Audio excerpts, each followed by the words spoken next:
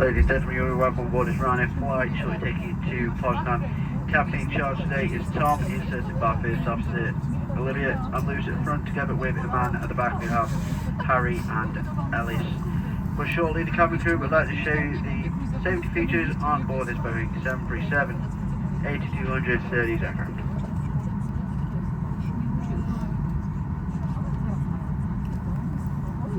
May we have your complete attention as we demonstrate the safety features of this aircraft.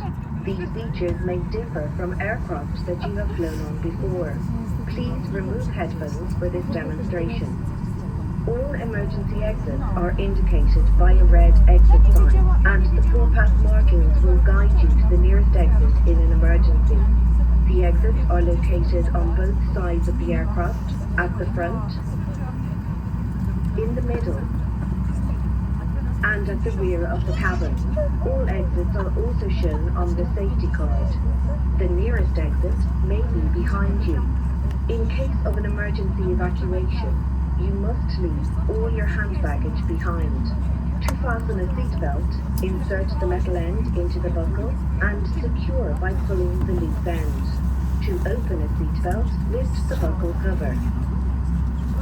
In case of a loss of cabin pressure, masks like this will drop automatically from the panels above your head. Remain seated and pull down firmly on the mask to start the flow of oxygen. Place the mask over your nose and mouth, secure with the strap, and breathe normally. Don't worry if the bag does not inflate. Oxygen is flowing. Fit your own mask first before helping anyone else. The life jackets are stowed in a pocket beneath your seat or in the panel above your head. If it's needed, remove the jacket from its packet and place it over your head. Bring the strap around your waist, clip at the front, and secure as shown. To inflate the life jacket, pull down sharply on the red toggle. There is a mouthpiece for further inflation or deflation and a light to attract attention. Do not inflate your life jacket until you are outside the aircraft. Before takeoff, please study the safety card located within the area you are seated, as it includes important safety information specific to this aircraft type. It is essential that cabin signs and instructions given by the crew are followed. We would like to remind you that smoking is not permitted anywhere on board. Your hand baggage must be securely stowed in the overhead locker or under the seat in front of you, and it must not block any aisle or exit. Now please ensure that your seatbelt is securely fastened, tray table folded, armrests down, and window blinds open. For your safety, we recommend that you keep your seatbelt fastened at all times. Portable electronic devices such as tablets and mobile phones in flight mode may be used throughout the flight. Please select flight mode now and hold your device securely or place it in a pocket.